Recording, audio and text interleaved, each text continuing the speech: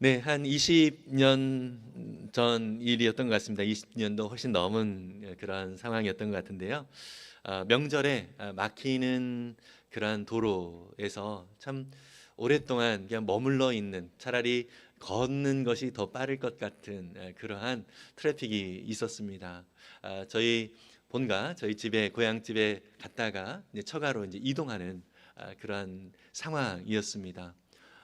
길이 막히지 않으면 2시간 반, 뭐 3시간이면 충분히 갈 수 있는 그러한 상황이었는데 3시간이 지났음에도 불구하고 여전히 반도 못 간 그러한 상황이었던 것이죠. 막히는 길에서 제가 옆에 살짝 보니까 샛길이 있습니다. 같이 나란히 이 길과 함께 나 있는 그 길이어서 그 샛길로 빠지면 조금 더 빨리 이 길과 함께 저기 앞에서 만나지 않을까라고 하는 생각이 들었습니다. 예, 그래서 그 샛길로 빠졌습니다. 두근두근 거리는 마음으로 샛길로 빠졌는데요. 제 뒤로 한 대, 두 대, 세 대, 한 10대가 넘는 차들이 계속 따라오는 겁니다. 나도 제 길을 잘 모르는데 이게 안 통하면 어떡하지? 이러한 마음으로 계속 갔습니다. 한 5분여, 한 10분 정도 갔나요? 갔는데 그 길 끝에서는 커다란 그 건물, 공장이 있었습니다. 그리고 더 이상 길이 없었습니다.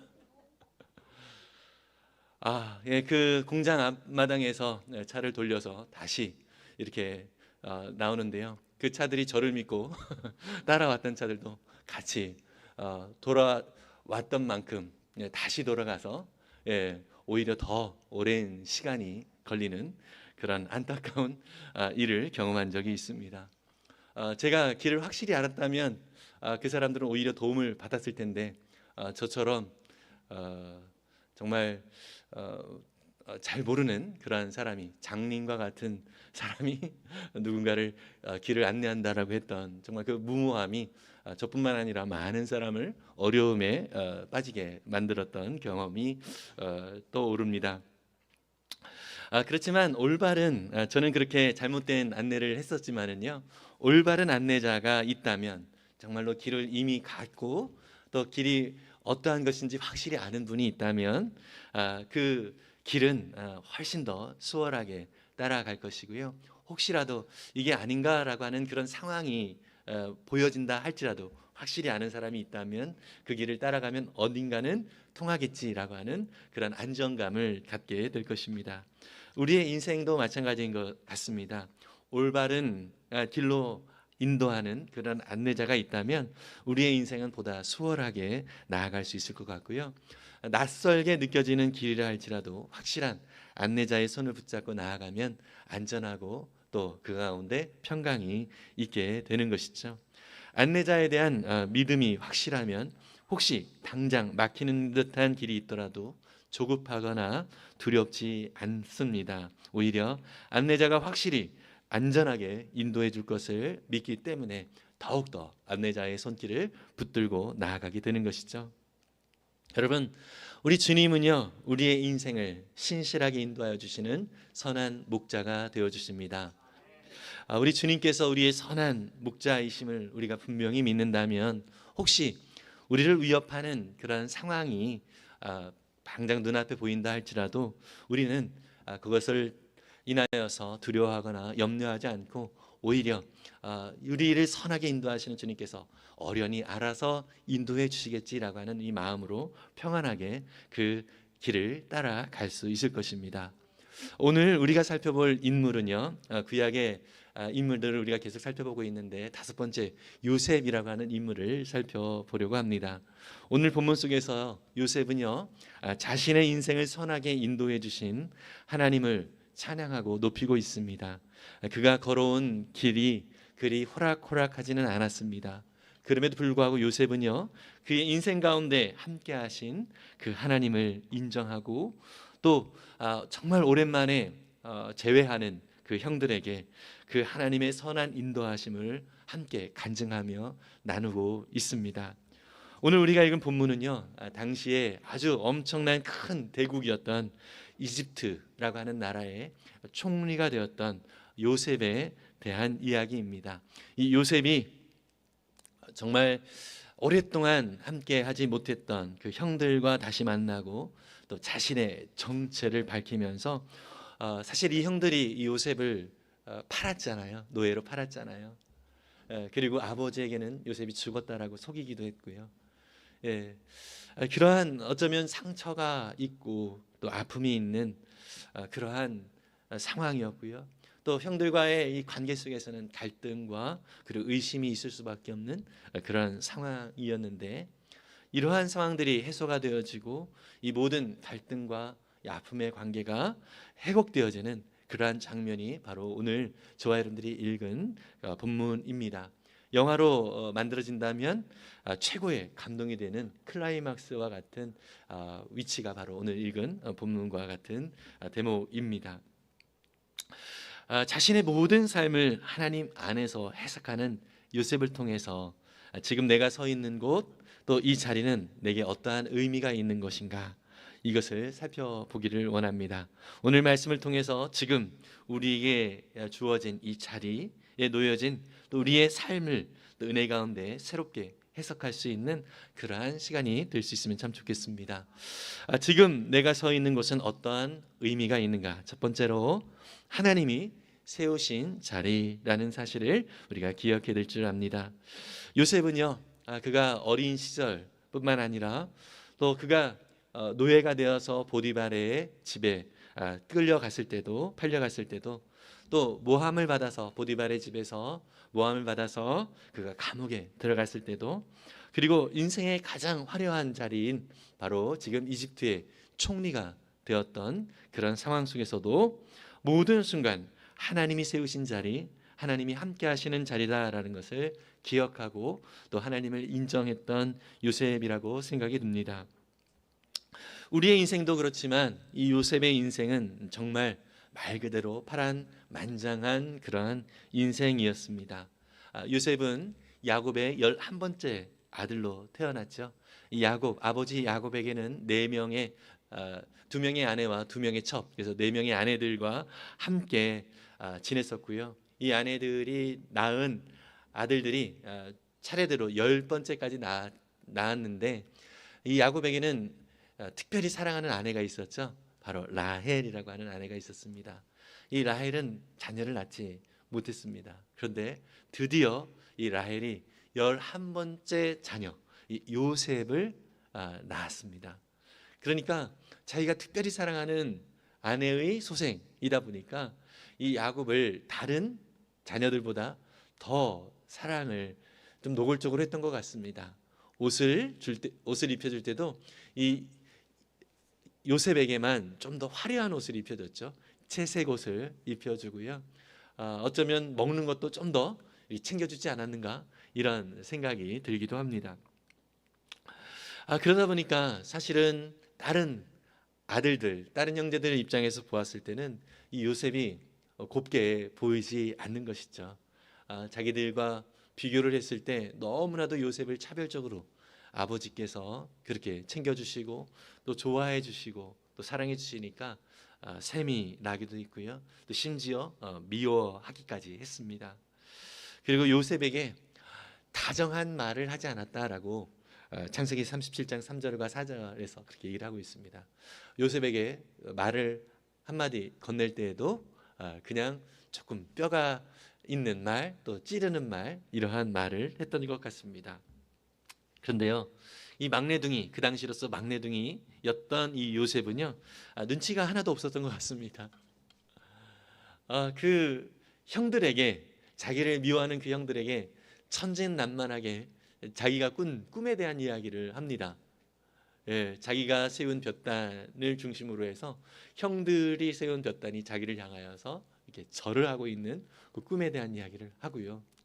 또 해와 달과 11별들이 자기 별을 향하여서 이렇게 절을 하고 있는 그런 내용의 꿈을 형들에게 이렇게 이야기를 하고 있습니다. 어쩌면 참 눈치가 없는 그러한 동생이었고요. 또 아무 생각이 없는 그러한 동생이지 않았는가라는 생각을 하게 됩니다. 그러다 보니까 더더욱 형들은 너가 우리의 왕이 나 될 거냐라는 식으로 얘기를 하면서 안 이롭게 바라보는 것이죠. 또 형들의 미움은, 요셉에 대한 미움은 극에 달했고요. 결국 형들은 요셉을 죽이려고 모의까지 합니다. 그런데 죽이지는 않고 유다가 제안을 해가지고 어떻게 합니까? 저기 미디안 상인들이 오니까 이 미디안 상인들에게 이 요셉을 팔아 넘기자. 그렇게 하면서 팔아 넘기고요. 아버지에게는 그럼 어떻게 말을 하죠? 순염소를 하나 잡아가지고 요셉이 입고 있었던 그 옷에 그 염소의 피를 묻힙니다. 그리고 나서 아버지한테 가서 뭐라고 얘기합니까? 아버지, 요셉이 사라져가지고 여기저기 찾아봤는데 지금 거리에서 바로 이 옷을 발견하게 됐습니다. 아마 짐승이 요셉을 잡아먹은 것 같습니다. 이렇게 얘기를 하죠. 아버지 야곱은 그토록 사랑했던 그 아들 이 요셉을 잃었다라고 하는 생각에 너무나도 큰 슬픔에 잠기게 되었습니다. 요셉으로서는 너무나도 참 힘겨운 그런 인생이 새롭게 또 시작이 되었습니다. 미디안 사람들은요, 이 요셉을 샀던 이 미디안 사람들은 이 요셉을 보디발이라고 하는 사람, 이집트의 바로 왕의 경호대장이었죠. 바로 왕의 경호대장이었던 그 보디발이라고 하는 사람에게 넘깁니다. 요셉은요, 보디발의 집에서 참 성실하게 일했습니다. 그래서 보디발의 눈에 들어서 보디발은요, 요셉을 신복으로 여겼고요. 또 그에게 집안일과 재산을 모두 맡겨서 관리하도록 했습니다. 정말 엄청난 또 신뢰를 이 요셉에게 주었던 것이죠. 그런데 이 요셉은요, 용모가 아주 준수하고 잘생긴 미남이었다라고 창세기 39장 6절에서 말하고 있습니다. 건장하고 참 잘생긴 그런 미남이었습니다. 근데요, 이때에도 상당히 좀 성적으로 문란한 그런 문화가 있었던 것 같습니다. 보디발의 아내가 요셉을 침실로 유혹을 했습니다. 근데 요셉은 그것을 거절을 하죠. 거절하면서 요셉은 그 보디발의 아내에게 이렇게 얘기를 합니다. 창세기 39장 8절과 9절인데요. 세 번역으로 이렇게 말합니다. 그러나 요셉은 거절하면서 주인의 아내에게 말했다. 주인께서는 모든 것을 나에게 맡겨 관리하게 하시고는 집안일에는 아무 간섭도 하지 않으십니다. 주인께서는 가지신 모든 것을 나에게 맡기셨으므로 이 집안에서는 나의 위에는 아무도 없습니다. 나의 주인께서 나의 마음대로 하지 못하게 한 것은 한 가지뿐입니다. 그것은 마님입니다. 마님은 주인 어른의 부인이시기 때문입니다. 그런데 내가 어찌 이런 나쁜 일을 저질러서 하나님을 거역하는 죄를 지을 수 있겠습니까? 이 요셉은요, 주인 앞에서 참 충성스럽게 그 역할을 하고 싶었던 것 같습니다. 그리고 무엇보다도 요셉은 자기가 있는 그 자리에 하나님이 함께 하신다는 사실을 잊지 않고 있었던 것 같습니다.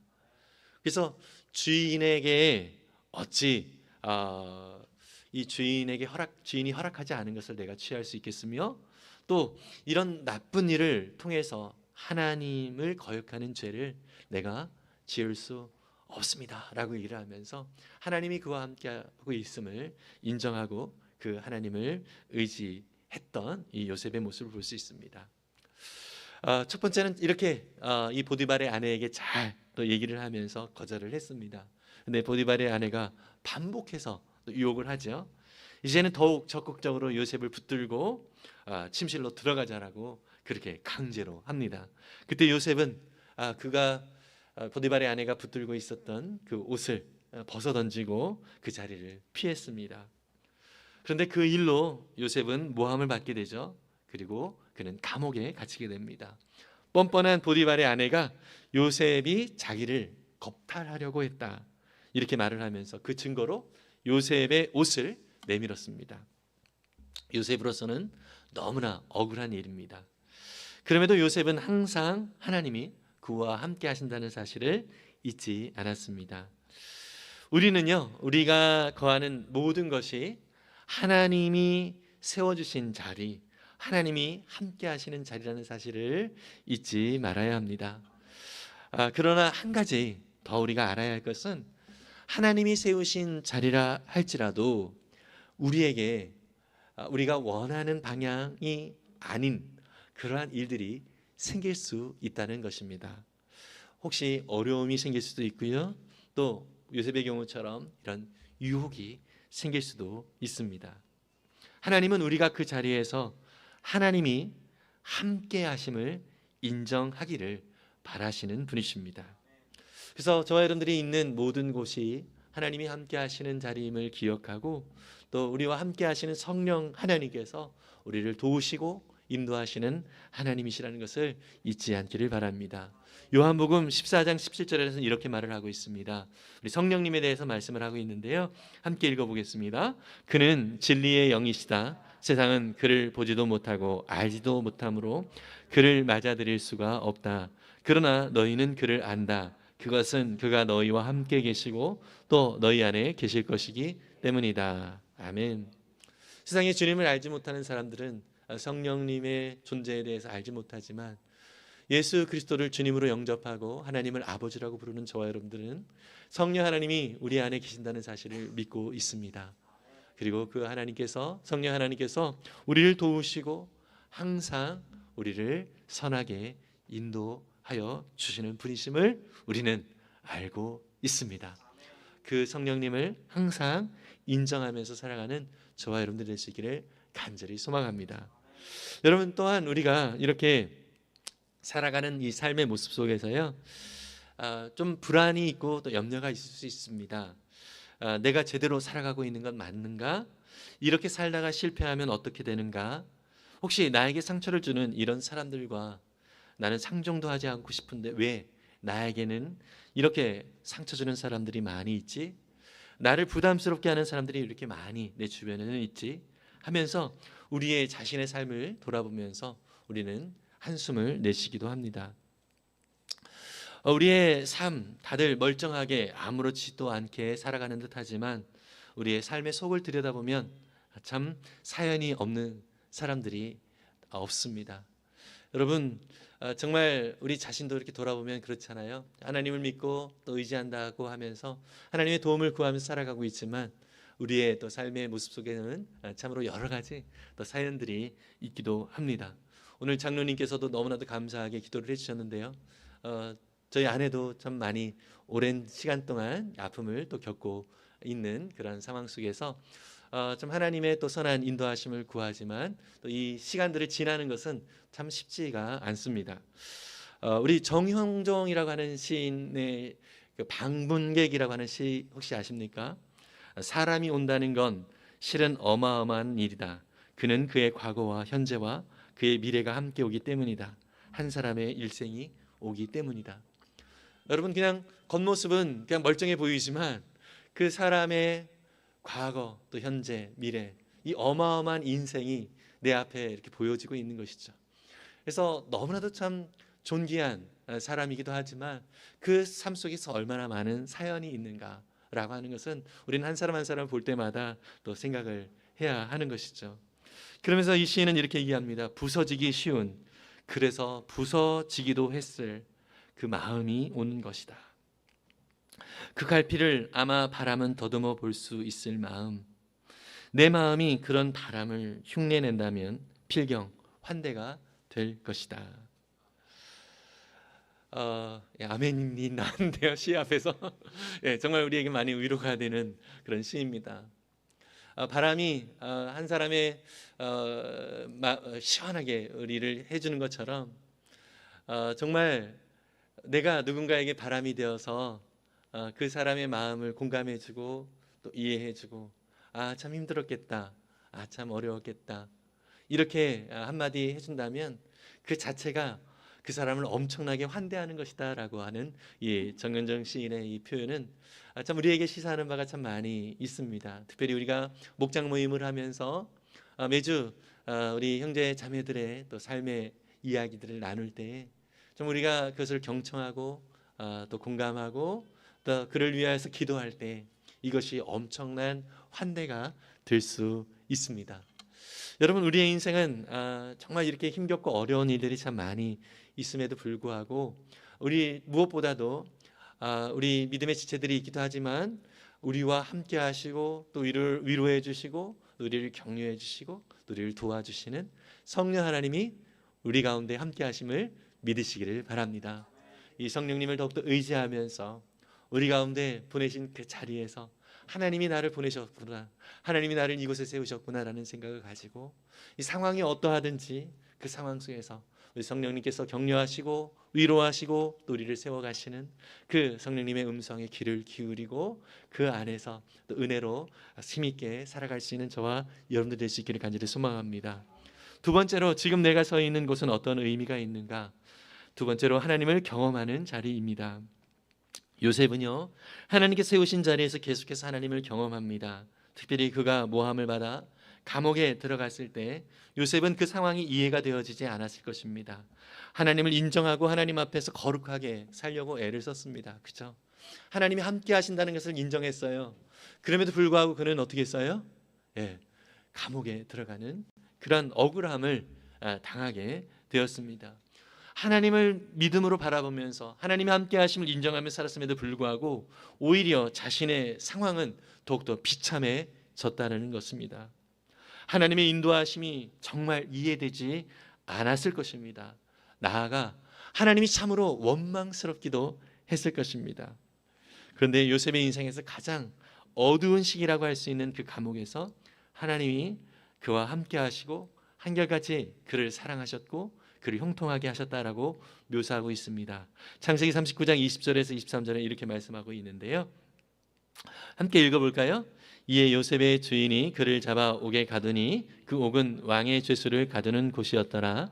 요셉이 옥에 갇혔으나 여호와께서 요셉과 함께 하시고 그에게 인자를 더하사 간수장에게 은혜를 받게 하시매 간수장이 옥중 죄수를 다 요셉의 손에 맡김으로 그 재반 사물을 요셉이 처리하고 간수장은 그의 손에 맡긴 것을 무엇이든지 살펴보지 아니하였으니 이는 여호와께서 요셉과 함께 하심이라.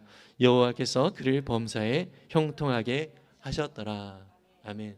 지금 감옥에 있는 상황입니다.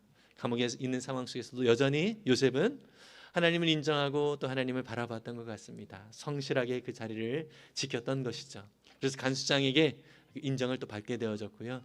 보디발의 집에서처럼 그는 모든 것들을 또 간수장이 또 맡겨주는 그러한 역할을 맡게 됩니다. 여기서 표현이 뭡니까? 여호와께서, 하나님께서 요셉과 함께 하심이라. 여호와께서 그를 범사에 형통하게 하셨다 말을 하고 있습니다. 감옥에 갔음에도 불구하고 그를 형통하게 하셨다라고 얘기를 하고 있습니다. 여러분, 요셉의 인생을 우리 성경을 통해서 보면은요, 하나님께서 그를 형통하게 하셨다는 표현이 두 번 나오고 있습니다. 첫 번째가 바로 보디발의 집으로 노예로 끌려갔을 때, 그때 형통하게 하셨다라고 표현이 되어지고 있거든요. 하나님께서 그와 함께 하시고 그를 형통하게 하셨다라고 말씀을 하고 있는데, 여러분 한번 생각해 보십시오. 하나님이 형통하게 하셨는데 보디발의 집에서 지금 어디로 갔어요? 감옥으로 갔어요. 세상적으로 봤을 때는 하나님의 형통하심이 정말 맞는가? 라고 하는 생각이 드는 대목이기도 합니다. 그렇지만 전에도 말씀드렸던 것처럼 우리 가운데 형통함이라고 하는 것은 우리가 원하는 무엇인가를 얻는 것, 또 세상이 부러워할 만한 어떤 위치에 가는 것, 이것이 형통함이 아닙니다.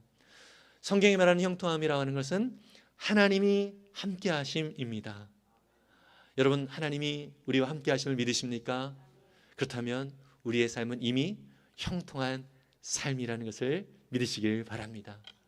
하나님이 우리와 함께 하시면 그 자체가 우리에게 너무나도 형통한 은혜의 삶이라는 것이죠. 요셉이 이런 형통한 삶을 살기 위해서 노력한 것이 없습니다. 다만 그는 그와 함께 하시는 하나님을 인정했을 뿐입니다. 그런 인생을 통해서 요셉은 계속 하나님이 어떠한 분이신지를 경험합니다. 여러분, 오늘 본문 속에서도요, 요셉은 형들을 이렇게 대면하면서, 물론 그 전에 여러 가지 상황들이 있었죠. 얼마 전에 형들이 기근 때문에 요셉에게 소문을 듣고 왔어요. 그러면서 요셉을 통하여서 또 식량을 가지고 가는데 요셉이 형들을 간첩으로 몰죠. 그러니까 그것을 증명해봐라 이렇게 하면서, 너희들이 마지막 동생이 있다고 그랬으니까 그 12번째 동생 요셉에게는 사실 자기의 어머니 라헬이 두 아이를 낳았는데 자기와 더불어서 이 베냐민이라고 하는 두 아이를 낳았죠. 근데 사실 이 라헬은 이 베냐민을 낳으면서 어떻게 했어요? 죽었어요. 예. 그러니까 너무나도 이 요셉에게도 자기의 핏줄로서 너무나도 보고 싶은 동생이죠. 그래서 이 베냐민을 데리고 와야 너희들이 간첩이 아닌 것을 인정하겠다. 이렇게 얘기를 하면서 그 형제들 중에 한 사람 시므온을 인질로 가둬둔 상태죠. 이런 상태에서 형들이 이제 아버지한테 가서 아버지 베냐민을 데리고 가야 이 총리가 우리를 오해하지 않고 간첩으로 인정하지 않고 또 우리에게 필요한 것들을 준다고 합니다. 근데 오랜 시간 동안 그 전에 가지고 왔던 식량이 다 떨어졌는데도 불구하고 정말 아버지 야곱은 허락하지 않죠. 왜요? 상처가 있어요. 이미 트라우마가 있습니다. 자기 아들 요셉이 정말 그 자초지종은 잘 모르겠지만 어쨌든 죽은 그런 아픔이 있기 때문에 그 사랑하는 사랑하는 아내 라헬이 낳은 또 다른 아들 이 베냐민까지도 잃고 싶지 않았던 이 야곱의 마음이죠. 그런데 어쩔 수가 없습니다. 이 생계가 어쩔 수가 없는 그런 상황이었죠. 먹고 살아야 되니까요. 그래서 어쩔 수 없이 이 베냐민을 보내게 되어지는데 왔다 갔다 하면서 결국 이 요셉은 무엇을 경험합니까? 형들이 예전에는 자기를 미워하고 또 자기를 심지어 죽이기까지 하려고 했던 이 형들이었지만 자신들의 마음을 해소하기 위해서 이 원망을 해소하기 위해서 그 미움을 해소하기 위해서 행동했던 그 형들의 모습이었지만 이제는 그 과정들을 통하여서 특히 유다 같은 경우는 어떻게 얘기합니까? 아버지 야곱에게 이 베냐민을 제가 온전하게 데리고 오지 않는다면 저희 아들을 죽이셔도 됩니다.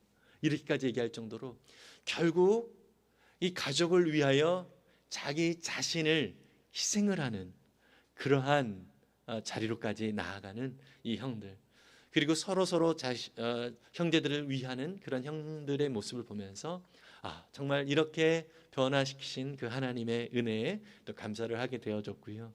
결국 요셉은 자기 자신의 정체를 형들에게 나타내도 좋겠구나라고 하는 결론에 이르게 됩니다.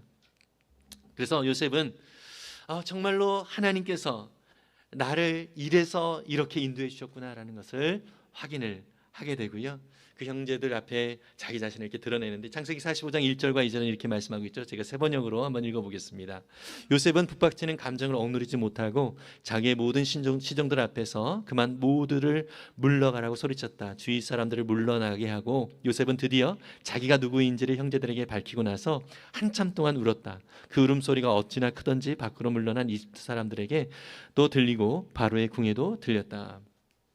요셉은 정말로 너무나도 이 형들 앞에 이 함께 단순히 만나는 이 장면뿐만 아니라 이 형들과의 이 관계, 서로 미움과 원망의 관계였었지만 이것이 회복되어서 서로를 사랑하고 또 서로를 섬기는 이런 관계, 회복된 관계를 원했습니다. 근데 바로 그러한 때가 지금 이르게 된 것입니다. 이 모든 것들을 행하신 그 하나님 앞에 감사하고 또 자신의 인생을 이렇게 인도하신 그 하나님 앞에 너무나도 감사하고 너무나도 감격이 되었던 것입니다. 요셉의 이때의 마음은 여러분 창세기 37장에서 형들에게 꿈 얘기를 했던 것이 생각났을 것이고요. 또 이집트의 총리가 되게 하신 하나님의 참 신실하신 분이라는 것을 그는 느꼈을 것입니다. 무엇보다도 요셉은 자신을 통해서 자신을 팔았던 그 형들이 변화되고 있다는 것을 또 알게 되었고요. 참 이러한 상황들을 통하여서 하나님이 어떻게 일하시는지는 그는 좀 더 깊이 느끼게 되었고 또 하나님께서 어떻게 일하셨구나라는 것을 또 알게 되었습니다. 정말 이 모든 곳에서 정말 하나님이 이렇게 우리 형들을 변화시키시고 또 나를 변화시키시고 또 우리 가족을 변화시키시는 그런 은혜의 하나님이시구나라는 것을 경험을 하게 된 것이죠. 여러분들의 인생 속에서도 이런 하나님을 참 많이 경험했으리라고 믿습니다. 저도 특별히 저 인생 속에서 이 하나님을 경험하고 싶은 그런 마음들이 참 많이 있었을 때가 특히 군대 들어갈 때였습니다. 군에 입대를 할 때 정말 하나님을 정말 제가 인정하고 또 하나님을 더 의지하면서 사는 그 군 생활이 되기를 원합니다라는 작정을 하면서 군에 입대를 했습니다. 참 각오를 많이 한 것이죠. 근데 처음부터 사실 쉽지는 않았습니다. 그러나 하나님께서 또 용기를 내서 스스로를 인정하도록, 내가 그리스도인임을 인정하도록 그렇게 계속해서 좀 마음을 주시더라고요. 그래서 그때 당시는 군대 가면은 이게 대기 기간이라는 게 있습니다. 혼자 아무것도 못하고 심지어 화장실에 가더라도 고참한테 얘기를 하고 가야 되는 그런 상황이었습니다. 그런데 자대 배치를 받고 첫 주일이 됐는데, 군대에서 보니까 제가 속한 그 중대가요, 그 많으면 16명, 적으면 13명, 사실 소규모 중대였습니다. 그런데 주일이 됐는데 분위기를 보니까 교회 가를 사람이 아무도 없는 거예요. 그래서 너무 답답한 마음에 예배 시간이 가까워오고 있는데 아무도 그런 준비를 안 하는 것이죠. 그래서 그때 대기 기간에는 그냥 아무것도 안 하고 이렇게 앉아만 있었습니다. 그 내무반에. 예, 그런데 이제 상임 하사가 이렇게 딱 지나는데 이벼 이태희 하면서 왜 임마 이러면서 얘기하는 거예요. 그때 이제 제가 제 간증 성명을 선임하사한테 얘기를 하니까 저를 가르쳤던 일병 바로 위에 그 고참들이 긴장을 하고 있는 것이면 저놈이 어떤 말을 할 것인가. 예, 그때 교회 가고 싶습니다 이랬어요. 그랬더니 아니나 다를까 한숨이 막 그 일병들 사이에서 막 납니다. 저를 잘못 가르쳤다라고 하는 그러한 또 혼을 또 받아야 되는 그런 상황인 것이죠. 아니나 다를까 선임하사가 저한테는 아무 대꾸도 안 합니다. 저를 가르쳤던 일병들을 집합시킵니다. 그래서 막 뭐라고 하는 것을 저 옆방에서 듣습니다. 근데 너무나도 기적적인 일이 벌어졌습니다. 그 꾸중을 듣던 너희들이 어떻게 가르쳤어? 저 이등병이 할 말 못할 말 가리지 못하고 저렇게 말을 하게 만드냐? 뭐 이런 이야기를 하는 것이죠. 그런데 그 일병 중에 한 사람이 어머니가 권사님인데 정말로 계속해서 기도를 하는 그런 권사님이었던 거예요. 본인도 교회를 가고 싶었지만 못 갔던 것이죠. 분위기 때문에 말도 못하고. 근데 그 고참도 저한테 조금 제 표현 때문에 용기가 좀 났던 것 같습니다. 자기가 모든 것들을 각오하겠다라고 하는 생각에 자기가 이 신병을 데리고 교회를 가겠다 이렇게 얘기를 한 거예요. 물론 그날 밤에 뭐 말하기 좀 쉽지는 않지만 또 곤란한 어려움이 좀 있었습니다. 그런데 그것을 다 각오하고 그 고참이 저를 데리고 어쨌든 그때부터 매 주일 또 교회를 갈 수 있는 그런 상황이 되었고요. 결국 나중에는 제가 상병 때였던 것 같습니다.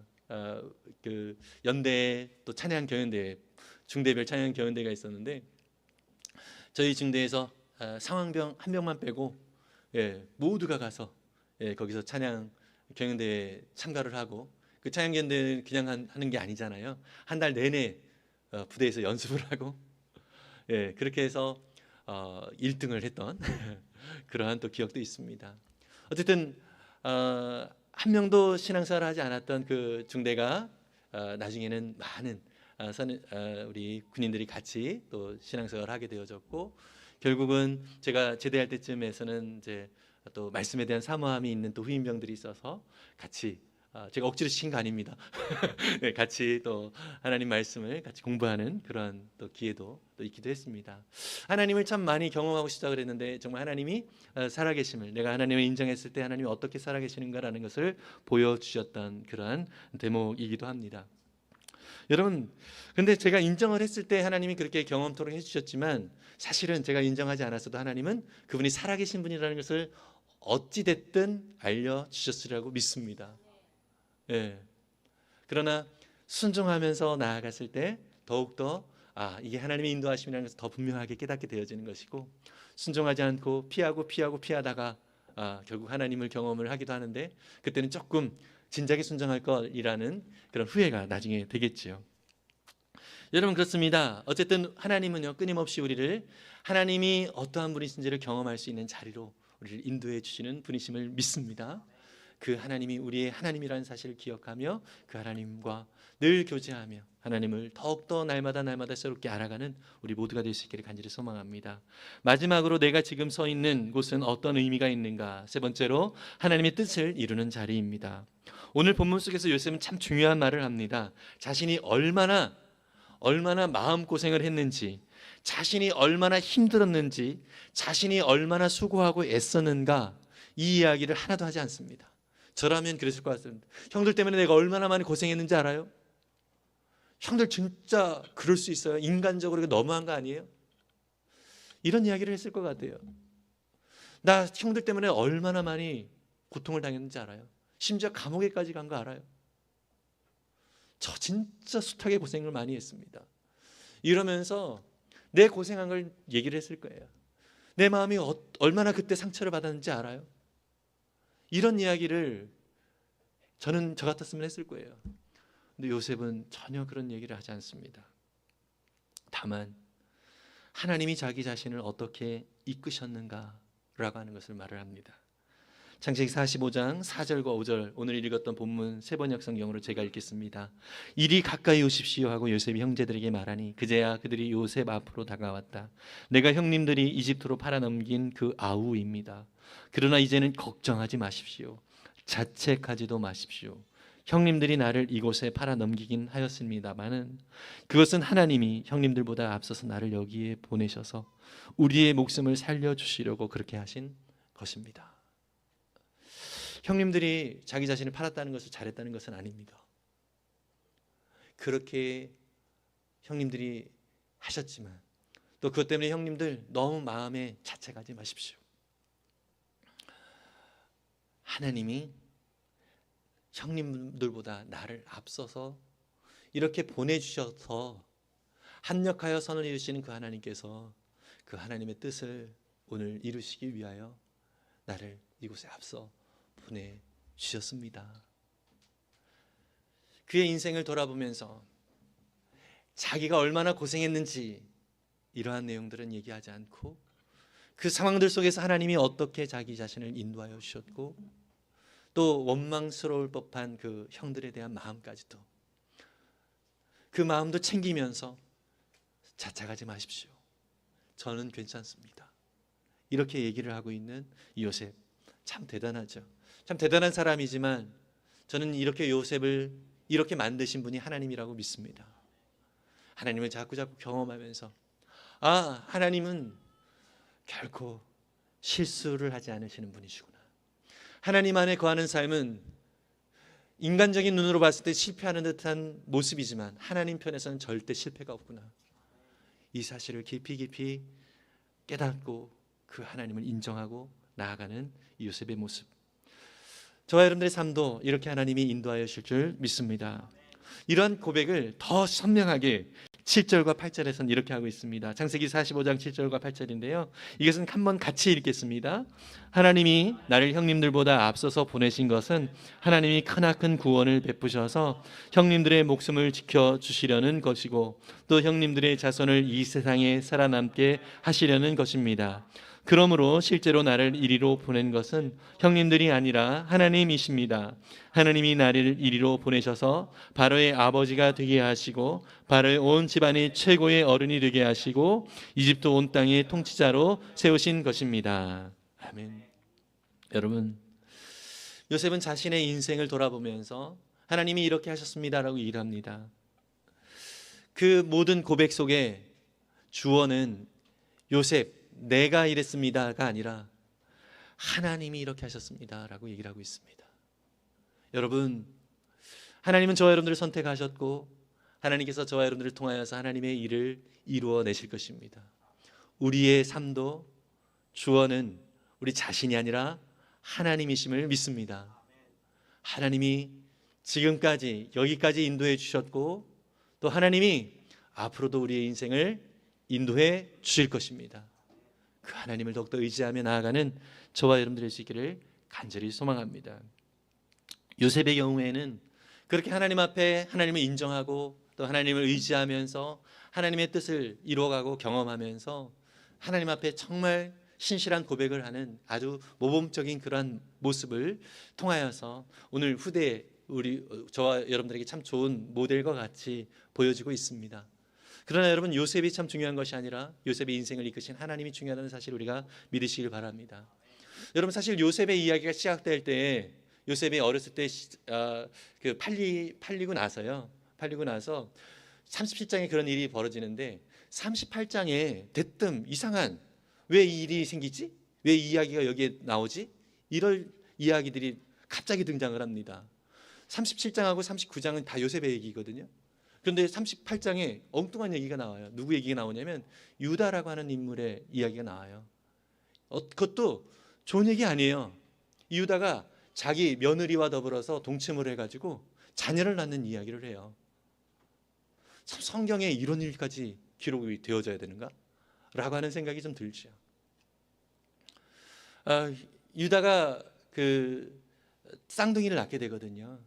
그 중에 하나 베레스라고 하는 인물이 바로 예수님의 족보를 잇는 그런 인물이 됩니다. 참 이러한 성경의 내용을 통해서 참 우리는 이해할 수 없지만, 우리가 여기를 통해서 알 수 있는 것은 요셉을 통해서도 일하시는 하나님, 유다를 통해서도 일하시는 하나님이심을 말씀해주고 있는 것입니다. 하나님은 어쨌든 당신께서 뜻하신 바를 이루신다는 것입니다. 우리가 얼마나 잘하느냐, 우리가 얼마나 못하느냐, 이것과 상관이 없이 하나님은 그분이 이루시겠다라고 하시는 뜻을 온전히 이루시기 위하여 오늘도 우리의 삶 가운데 일하시는 분이시라는 것입니다. 이 사실을 믿으시길 바랍니다. 오늘 우리는 하나님의 뜻을 이루는 자로 살아갑니다. 우리가 순종하면서 나아간다면 기쁘게 그 뜻을 이루게 될 것이고, 우리가 순종하지 않는다면 죄송합니다, 하나님은 매를 들어서라도 그 뜻을 반드시 이루시는 분이십니다. 제가 협박하는 것 같죠? 죄송합니다. 순종하면서 하나님 안에서 기쁨으로 하나님의 뜻을 이루는 그 자리에 나아갈 것인지, 매를 맞으면서 어쨌든 그 뜻을 이루시는 그 하나님의 손길을 질질 끌려서 그 뜻을 이루는 자리로 나아갈 것인지, 그것은 사실 우리에게 달려있는 것입니다. 분명히 하나님은 하나님의 그 뜻을 반드시 이루시는 분이시라는 사실을 믿으시기를 바랍니다. 이것을 증명하는 일이 말씀이 많이 있지만 로마서 8장 30절은 이렇게 말하고 있습니다. 함께 읽어볼까요? 그리하여 하나님께서 이미 정하신 사람들을 부르시고 또한 부르신 사람들을 의롭게 하시고 의롭다 하신 사람들을 또한 영화롭게 하셨습니다. 무슨 얘기죠? 하나님은 부르신 사람들, 정하신 사람들을 부르셨어요. 여러분, 저와 여러분들은 이렇게 예수님을 주님이라고 고백하고 있지 않습니까? 우리는 부르심을 받은 사람들이고요. 또 우리는 의롭게 되어졌습니다. 믿으십니까? 예수 그리스도를 통해서 우리는 의로운 자가 되었습니다. 그 다음 단계가 무엇입니까? 그 의롭게 하신 사람들 또한 영화롭게 하셨다. 과거형으로 되어 있죠. 이미 하나님은 정하여 주셨습니다. 이미 그분의 계획은 이루어 주셨습니다. 하나님을 영광스럽게 하는 그 자리로 우리를 이미 계획하여 주셨습니다. 믿으십니까?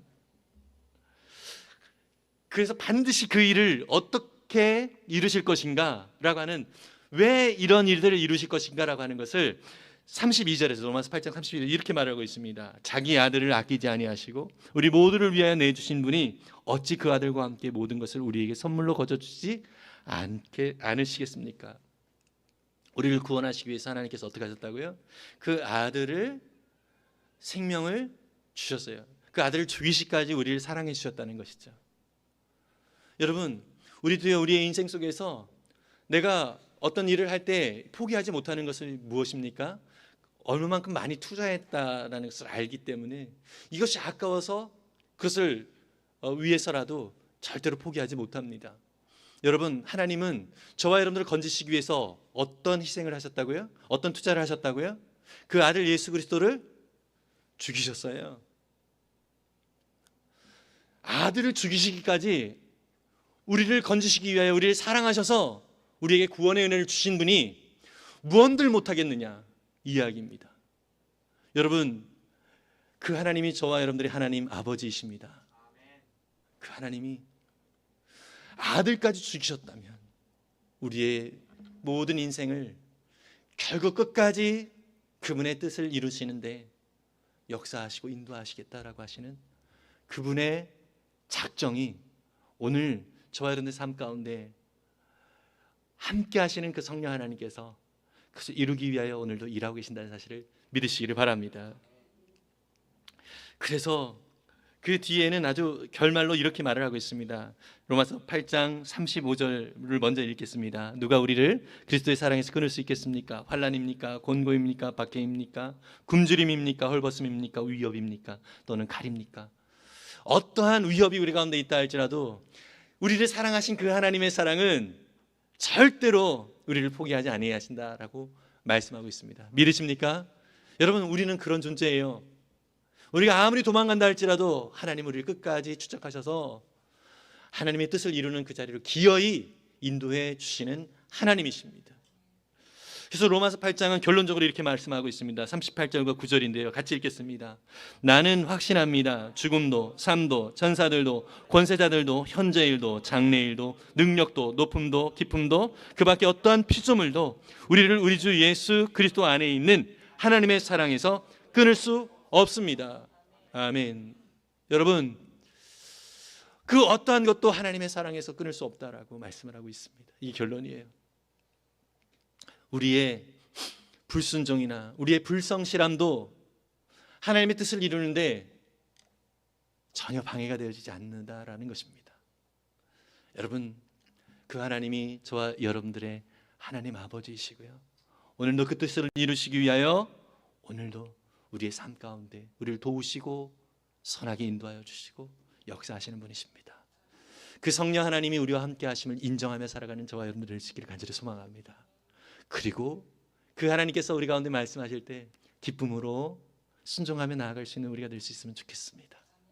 그러할 때 하나님도 기쁘시고 저와 여러분들 기쁘게 하나님의 뜻을 이루는 것이 참 이렇게 감격스럽고 감동스러운 일이구나라는 것을 더욱더 풍성하게 누리게 될 것입니다. 그러한 자리로 우리를 초청하신 그 하나님 앞에 감사하면서 오늘 우리 함께 말씀을 생각하며 내 영혼은 안전합니다라는 찬양 같이 찬양하고 기도하는 시간 잠시 갖겠습니다. 내 아버지 그 품 안에서 내 영혼은 안전합니다.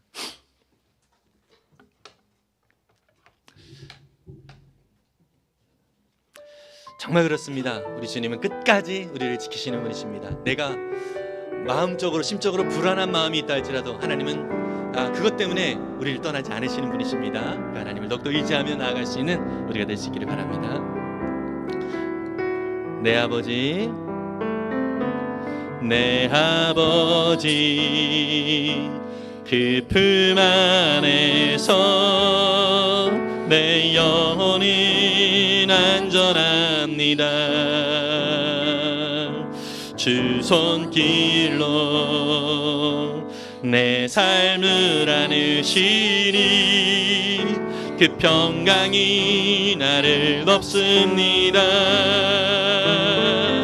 나 비록 넘어지면 흔들리지만 주 내 안에 거하며 나를 붙드시니 내 생각을 주께로 돌리고 주시는 평강의 옷을 입습니다. 주 약속 안에서 내 영혼 평안에 내 뜻보다 크신 주님의 계획 나 신뢰 두려움 다 내려놓고 주님만 의지해 주 안에서 내 영혼 안전합니다. 주 약속 안에서 주 약속 안에서 내 영혼 평안에 내 뜻보다 크신 주님의 계획 나 신뢰해 두려움 다 내려놓고 주님만 의지해 주 안에서 내 영혼 안전합니다. 이 시간 주님 앞에 우리가 기도하며 나아갈 때 주님 그렇습니다. 주님은 주님의 뜻을 이루시기 위하여 오늘도 우리 가운데 일하시고 역사하시는 하나님이십니다. 내가 서 있는 이 자리, 하나님께서 보내신 자리, 하나님께서 세우신 자리임을 기억하고 또 주님 하나님을 더욱더 깊이 경험하는 우리의 인생이 되게 해주옵소서. 결국 기어이 그 뜻을 이루시는 그 하나님의 놀랍고 귀하신 손길을 경험하며 또 순종함으로 하나님의 그 놀랍고 귀하신 은혜 가운데 감격과 감사로 우리의 삶을 드리는 우리의 인생이 이루어질 수 있도록 인도하여 주시옵소서. 우리 함께 통성으로 주님 앞에 기도하며 나아갑니다. 아버지 하나님, 늘 감사합니다. 주님의 놀랍고 귀하신 은혜를 더욱더 기하며 나아가오니 주님, 우리를 긍휼히 여기주시옵소서. 우리를 불쌍히 여겨주시옵소서. 우리를 새롭게 하시는 주님의 놀랍고 귀하신 은혜를 힘입어서 아버지 날마다 우리를 세우신 그 자리에서 우리와 함께하여 주시고, 아버지는 우리로 하여금 주님을 더욱더 깊이 경험케 하여 주시고, 아버지는 결국 주님의 뜻을 이루어 가시는 놀라운 주님의 은혜와 사랑의 손길에 감사를 드립니다. 아버지 하나님, 이것은 내 생각과 내 뜻이 아니라 하나님 아버지의 신실하신 은혜 안에 있음을 기억하며 더욱더 믿음으로 주님 앞에 반응하며 나아갈 수 있는 거룩한 자녀들 될 수 있도록 도와주셔서, 아버지는 어떠한 상황 가운데 있든지 어떠한 상황 가운데 우리가 처하든지 아버지는 그 가운데서 일하시는 주님의 놀라운 은혜와 사랑의 손길을 바라보며 더욱더 믿음으로 나아갈 수 있는 거룩한 자녀들 될 수 있도록 도와주시고, 아버지 하나님, 주님의 온전하신 뜻이 거룩한 자녀들 속에서 더욱더 땅에 나타날 수 있는 귀한 은혜가 거룩한 자녀들 속에서 온전히 증거되어질 수 있도록 좋게 해주시옵소서. 주님을 의지하오니, 주님을 의뢰하오니 함께하여 주시옵소서. 아멘. 사랑의 주님, 참으로 감사합니다. 참으로 주님께서 우리를 사랑하시사 그 아들 예수 그리스도를 보내시기까지 우리를 사랑하시며 구원하여 주심에 감사를 드립니다. 아버지 하나님, 또한 이제는 우리가 있는 자리가 주님께서 세우신 자리, 주님께서 보내신 자리임을 잊지 않게 해 주시옵소서. 그 자리에서 우리 하나님을 더욱더 인정하며 하나님을 날마다 새롭게 경험하는 우리의 인생이 되게 해 주시옵소서. 결국 그렇게 하나님 앞에 믿음으로 순종하며 나아가는 자들에게 주님 하나님의 뜻이 더 아름답게 이루어지는 것들을 보며 하나님 앞에 영광을 돌릴 뿐만 아니라 또 우리의 삶 가운데 역사하시는 주님으로 인하여서 감격과 감사가 넘치는 거룩한 우리의 인생 되게 해 주시옵소서. 주님, 특별히 원하옵기는 산불로 인하여서 많은 고통을 당하고 있는 이웃들이 있습니다. 저들을 위로하여 주시고 하나님의 그 크신 사랑만이 저들을 참으로 회복하고 저들의 삶 가운데 소망이 될 줄 믿사오니 저들 가운데 예수 그리스도의 사랑으로 베풀어 주시고 모든 필요한 것들이 은혜 가운데 체험을 입을 수 있도록 인도하여 주시옵소서. 우리를 또한 그들을 돕는 통로로 사용하여 주시옵소서. 감사드립니다. 예수님의 이름으로 기도했습니다. 아멘.